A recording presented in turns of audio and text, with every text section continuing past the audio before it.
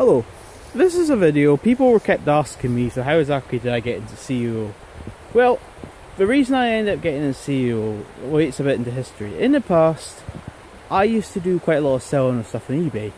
I used to basically buy stock, sell it on eBay for some profit. So I basically moved on from that system of e-commerce into SEO after I found out how profitable SEO could be in the end. So give a bit more history into it. So I started off basically this. I was basically buying and selling stock on eBay itself. I was making okay to decent money from it every month. It was quite profitable, but I decided to leave it because it became quite time consuming, dealing with the whole customers all the time, that kind of stuff. One of the things also as well, reason I went into e-commerce as well and SEO was, one of the biggest skills I learned most people who do SEO can't do is I'm actually a full-on web designer. So what do I mean by a full-on web designer? A lot of people who do SEO or website design claim that WordPress is it. If you can design WordPress, you're fully qualified. To be honest, I'm just going to explain why I disagree with that. When it comes to WordPress itself, WordPress is basically idiot-proof. Anyone can do WordPress designing. You may not be good at it, but it can do it quite easy. It doesn't require much skill or much knowledge. When it comes to hypertext markup language or doing sites in full coded or scripts, it's often a lot more complicated. In a sense, you'll have to know different H1 tags, H2 tags, davs, that kind of stuff. So it becomes a lot more complicated to do things. When it comes to WordPress, you can easily install a theme, have it looking okay, pretty. You can do it in seconds, you can install plugins, that kind of stuff. So it's quite fast, quite easy when it comes to WordPress itself compared to full coded or other systems. Before I went fully into SEO itself, I used to basically design all my sites full coded. One of the things which was quite cool, this doesn't seem, I don't think it exists anymore, but at the time I used to be quite good friends with a lot of different people on Dreamweaver.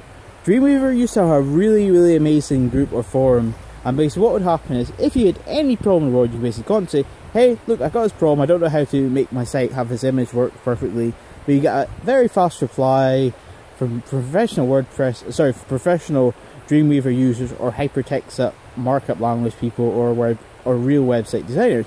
So I used to get really good replies. It used to be amazing. But then for whatever reason, Dreamweaver stopped that, and because they stopped it, it just became not really as good. The reason for why I say it's not as good is if you contact someone from their support, it's basically terrible. They don't know anything. They don't even seem to know what a website is, and it just goes nowhere. And that was the reason for why I ended up deciding to just go to WordPress, because WordPress itself, one of the biggest advantages of WordPress is everything basically is functionable. It's user friendly, you get plugged into basically anything, you get unlimited themes for free. If you want to buy them, you can easily buy them quite cheap. So anyway, getting into e-commerce. I used to run, I wouldn't say successful, but I used to run a semi-decent e-commerce site. I used to run that one, I used to do quite well. I used to actually as well, you may find interesting, I used to supply in the past to an army base based in America through different basic stock. I used to basically supply with Mizuka honey and a few other things. The more just fell into action than it was actually planned before, but that was how I basically got into e-commerce rather than SEO itself. And then after that, I basically became friends with quite a successful Russian guy, and me and him got talking about SEO, and then I decided to move on from e-commerce into actual search engine optimization. I have actually as well in the past been featured in quite a few different blogs and different things, such as I've been featured in, I think it was AA Webmaster for my knowledge in e-commerce, so I can say I do know quite a lot about e-commerce itself, plus SEO itself. And I decided as well, in the next few weeks I will go back into e-commerce, because I actually have a pretty decent site. It was the first website I ever built, and because it's the first ever website I built, I got basically PBN links attached to guest posts, a range of other benefits attached to the site, so I know it won't take me much work to make it into a profitable or successful website itself. And I'll go back to basically buying and selling products for different people. But one thing I want to cover as well, I am completely against AliExpress or Alibaba system. The reason for why I'm against Alibaba or AliExpress system is this.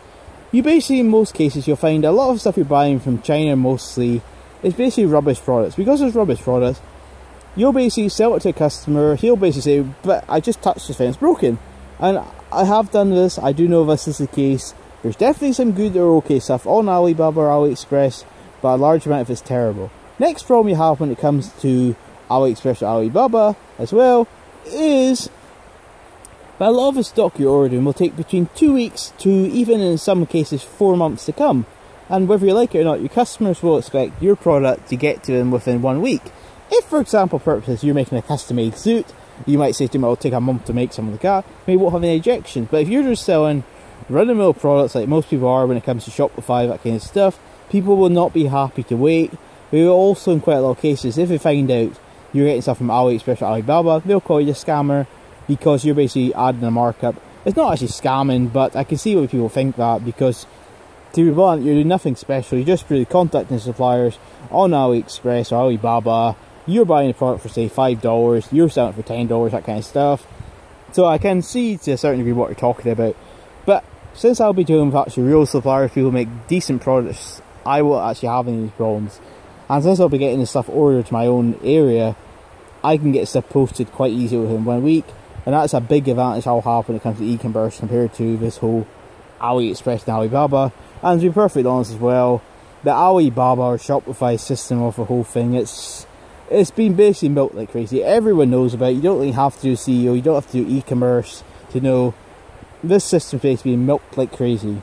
Because it's been milked like crazy, everyone knows about it.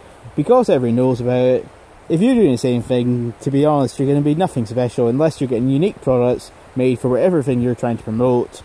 If you're doing the same as everyone else, what you'll find is people will basically just go to whoever's the cheapest, and you'll basically be relying on Facebook advertising or other paid advertising rather than SEO routes to sell.